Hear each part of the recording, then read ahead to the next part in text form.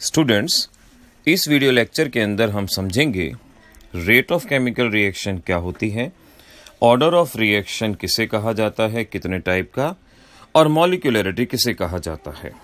बड़े ध्यान से देखिएगा इस वीडियो लेक्चर को, ये आपके बहुत काम आएगा और इसके बेसिस पे फिर हम आपको कुछ क्वेश्चंस पूछेंगे जिनके आपको जवाब देने होंगे।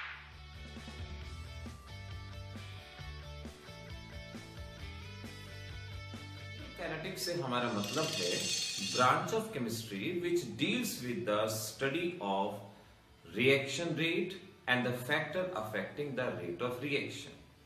हमारी नेचर में बहुत सारे रिएक्शन हैं जो बहुत धीरे धीरे होती हैं, जैसे कोरोजन का प्रोसेस बहुत समय लेता है, धीरे धीरे होता है। कुछ ऐसे प्रोसेस हैं जो बहुत फास्ट होते हैं, जैसे पेपर का कंबशन। आप पेपर में आग लगाएं, तुरंत जलना शुरू हो जाता है। तो कुछ प्रोसेस स्लो होते हैं, कुछ प्रोसेस फास्ट होते हैं। आखिर वो कौन सी चीजें हैं, वो कौन से फैक्टर हैं जो किसी भी प्रोसेस की स्पीड को, रेट को डिटरमाइन करते हैं? इन सारी चीजों के कॉम्बिनेशन को केमिकल काइनेटिक्स कहा जाता है। केमिकल काइनेटिक्स में सबसे पहली डेफिनेशन जो आपको आनी चाहिए वो है rate of reaction. Rate of reaction, पहले इस बेसिक बात को समझते हैं। इसका मीनिंग है change in concentration of reactant और प्रोडक्ट पर यूनिट टाइम। यानी किसी टाइम इंटरवल पे कितना रिएक्टेंट डिक्रीज होता है या कितना प्रोडक्ट बनता है। जैसे हमारे पास रिएक्शन है A gives you B, तो जैसे जैसे रिएक्शन होगी A का अमाउंट डिक्रीज होगा और B का अमाउंट इंक्रीज होगा। So change in concentration per unit time. यानी मैं ऐसे कह सकता हूं कि रेट ऑफ रिएक्शन होगा डेल्टा E। डेल्टा E का मतलब हुआ चेंज इन कंसंट्रेशन।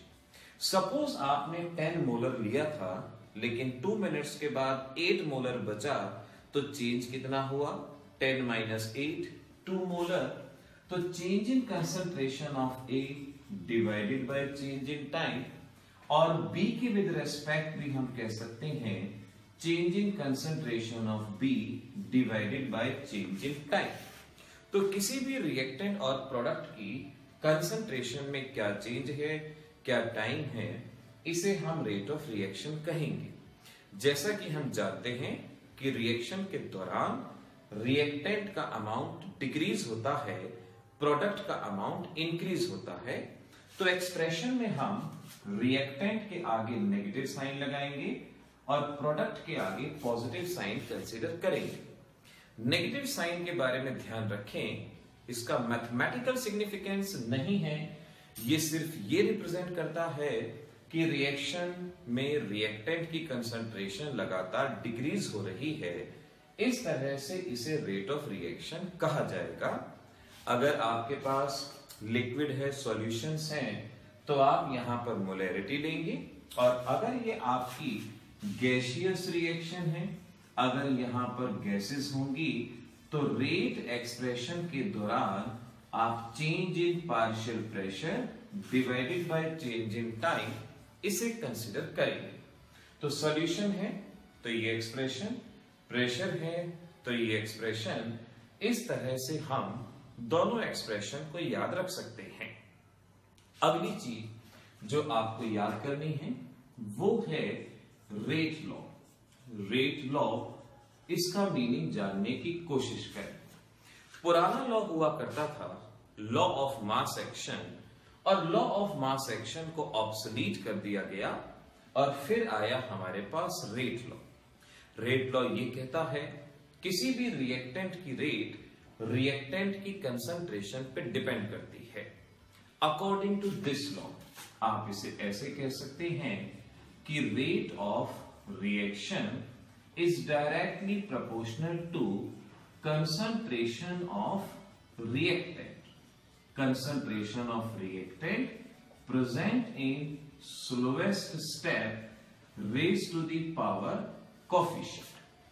कोई रिएक्शन अगर 2 स्टेप में हो रही है तो रेट ऑफ रिएक्शन उन रिएक्टेंट पे डिपेंड करेगी जो स्लोएस्ट स्टेप में प्रेजेंट है। फॉर एग्जाम्पल N2O5 स्प्लिट होता है NO2 NO3 स्लो स्टेप है, फिर N2O5 दोबारा से NO3 के साथ रिएक्ट करता है, थ्राइस NO2 और O2 हमें देता है। अगर मैं दोनों को ऐड करूं, ये फास्ट स्टेप है, कैंसल आउट हुआ, ये हमारी ओवरऑल रिएक्शन यहां पे बनेगी। अब अगर मुझे रेट लॉ के हिसाब से, रेट लॉ के अकॉर्डिंगली एक्सप्रेशन लिखना हो, सो रेट स्लोएस्ट स्टेप पे डिपेंड करती है। आपको याद रखना है कि slowest step is the rate determining step. किसी भी रिएक्शन की रेट को हमेशा स्लोएस्ट स्टेप ही डिटरमाइन करता है, ये आपने याद रखना है। तो एक्सप्रेशन देखिए क्या बनेगा। एक्सप्रेशन बनेगा rate directly proportional to concentration of reactant in slowest step. Slowest step में है हमारे पास N2O5 and raise to the power coefficient 1। इस तरह से रेट का एक्सप्रेशन यहां पे लिखा जाएगा और हम इस एक्सप्रेशन को कह सकते हैं। तो इस तरीके से सिंपल रेट एक्सप्रेशन लिखना है, रेट लॉ के अकॉर्डिंगली लिखना है। अब ध्यान रखें, अगर रिएक्शन एक ही स्टेप में हो रही है तो आप ये एक्सप्रेशन डायरेक्टली लिख सकते हैं। फॉर एग्जाम्पल आपकी रिएक्शन है H2 plus I2 gives you twice HI। Suppose मान लेते हैं एक ही स्टेप में हो रही है, तो एक्सप्रेशन क्या लिखा जाएगा, rate directly proportional concentration of reactant raise to the power coefficient. यहां जो भी कोफिशिएंट है, so raise to the power coefficient, इसे हम रेट एक्सप्रेशन कहेंगे और ये हमारा रेट एक्सप्रेशन कहलाया जाएगा। ध्यान रखना है ना।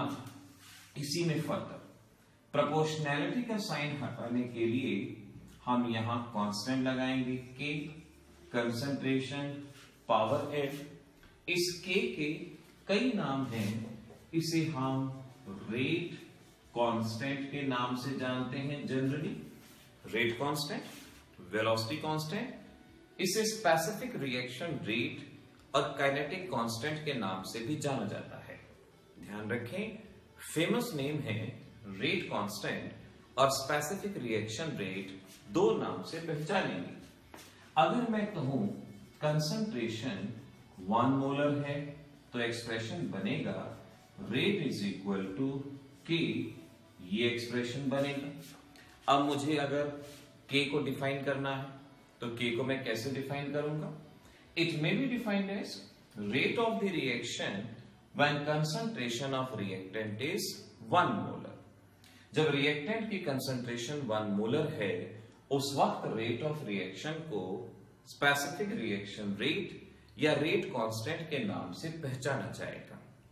तो इस तरीके से आपको rate of reaction, rate law, rate constant यहां से याद रखने। रेट ऑफ रिएक्शन की यूनिट क्या हो सकती है ना। रेट ऑफ रिएक्शन की यूनिट याद रखेंगे, दिस इज यूनिट मोल पर लीटर पर टाइम, इसकी यूनिट कहलाई जाती है। मोल पर लीटर पर time is the unit of rate of reaction. इस पॉइंट को आपने ध्यान रखना है। इसके बाद अगली चीज जो आपको आनी चाहिए वो है ऑर्डर ऑफ रिएक्शन। देखिए ध्यान रखें, रेट लॉ थ्योरेटिकली नहीं बताया जा सकता, एक एक्सपेरिमेंटल प्रोसेस है। अगर आप किसी रिएक्शन में स्लोएस्ट स्टेप जानते हैं तभी आप रेट लॉ लिख सकते हैं। और ऑर्डर ऑफ रिएक्शन को रेट लॉ से ही बताया जाता है, तो हम कहेंगे ऑर्डर ऑफ रिएक्शन थ्योरेटिकली नहीं बताया जा सकता, इसे सिर्फ प्रैक्टिकली बताया जा सकता है। ऑर्डर ऑफ रिएक्शन की सिंपल डेफिनेशन ये कह सकते हैं, sum of the powers present in rate law expression, present in rate law expression. इस रेट लॉ एक्सप्रेशन में जो भी पावर्स हैं इनके सम को ऑर्डर ऑफ रिएक्शन कहा जाता है। ऑर्डर ऑफ रिएक्शन की एक्चुअल डेफिनेशन एक और भी होती है कि the concentration term on which rate of reaction depends.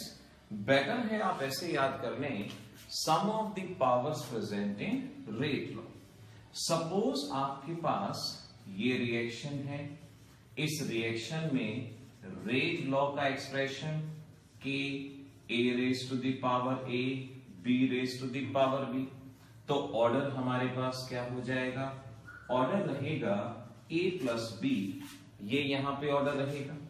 अगर मैं कहता हूं मेरे पास ये रिएक्शन है और इस रिएक्शन का रेट लॉ ऐसे लिखा जाएगा h2 पावर 1 i2 पावर 1, तो ऑर्डर क्या होगा, इसका order 1 plus 1, order of reaction हमारे पास रहेगा 2। तो sum of the concentration term on which rate of reaction depend, इसे ऑर्डर ऑफ रिएक्शन कहा जाता है।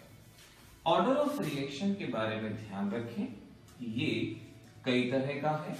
जीरो ऑर्डर रिएक्शन, यानी अगर रेट ऑफ रिएक्शन कंसंट्रेशन पे डिपेंड ही नहीं करती, उसे जीरो ऑर्डर रिएक्शन कहा जाएगा। जनरली सभी photochemical reaction zero order reaction कहलाई जाती हैं।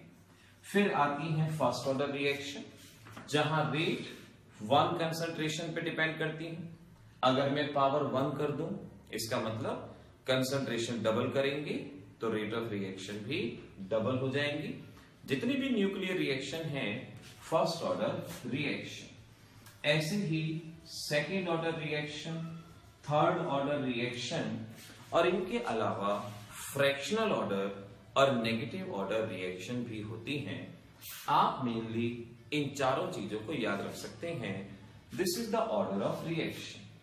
और इस वीडियो लेक्चर में एक लास्ट चीज और सीख लेते हैं, इसे मॉलिक्यूलरिटी कहा जाता है।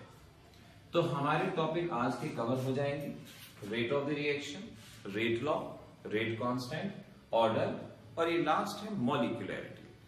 अब देखो मॉलिक्यूलरिटी का क्या मीनिंग है। रिएक्शन आखिर कैसे होती है? रिएक्शन तब होती हैं जब पार्टिकल्स आपस में कोलाइड करते हैं। पार्टिकल्स कोलाइड करेंगे, पुराने बॉन्ड टूटेंगे, नए बॉन्ड बनेंगे और इस तरह से रिएक्शन वहां पे होती है। अब मॉलिक्यूलरिटी का मीनिंग है कितने मॉलिक्यूल आपस में साइमल्टेनियसली कोलाइड करते हैं। जैसे इस रिएक्शन के दौरान 2 पार्टिकल आपस में कोलाइड करते हैं, तो मॉलिक्यूलरिटी कितनी हो जाएगी, 2। So number of molecule which collides simultaneously to bring about a reaction, उसे मॉलिक्यूलरिटी कहा जाता है। मॉलिक्यूलरिटी अगर 1 है, इसे यूनिमॉलिक्यूलर रिएक्शन कहा जाता है। यानी जब एक ही पार्टिकल इन्वॉल्व हो, जैसे SO2Cl2 gives you SO2 and Cl2, सिर्फ एक मॉलिक्यूल है, यूनिमॉलिक्यूलर रिएक्शन। अगर 2 मॉलिक्यूल होंगे तो उसे बाइमॉलिक्यूलर रिएक्शन कहेंगे। 3 मॉलिक्यूल होंगे तो टरमॉलिक्यूलर रिएक्शन कहा जाएगा और 4 मॉलिक्यूल अगर होंगे तो क्वार्टर मॉलिक्यूल रिएक्शन कहा जाएगा। ध्यान रखें, ऑर्डर ऑफ रिएक्शन नेगेटिव भी हो सकता था, फ्रैक्शन में भी हो सकता था, लेकिन ये हमेशा whole number, unimolecular, bimolecular, termolecular and quarter molecular, ये इन दोनों में फर्क होता है, आपने ध्यान रखना है। अपने एग्जामिनेशन के लिए आप 2 डिफरेंसेस तैयार करेंगे। एक, रेट ऑफ रिएक्शन और स्पेसिफिक रिएक्शन रेट में क्या डिफरेंस है, इस क्वेश्चन को तैयार करना है। और एक, ऑर्डर ऑफ रिएक्शन और मॉलिक्यूलरिटी में क्या डिफरेंस है, ये आपको तैयार करना है। तो इस फर्स्ट वीडियो लेक्चर के अंदर हम केमिकल काइनेटिक्स की इन बेसिक बातों को बहुत अच्छे से क्लियर करेंगे और बाकी नेक्स्ट वीडियो लेक्चर के अंदर हम सीखेंगे कि हमें कितने पोर्शन पे कितना स्ट्रेस देना हो।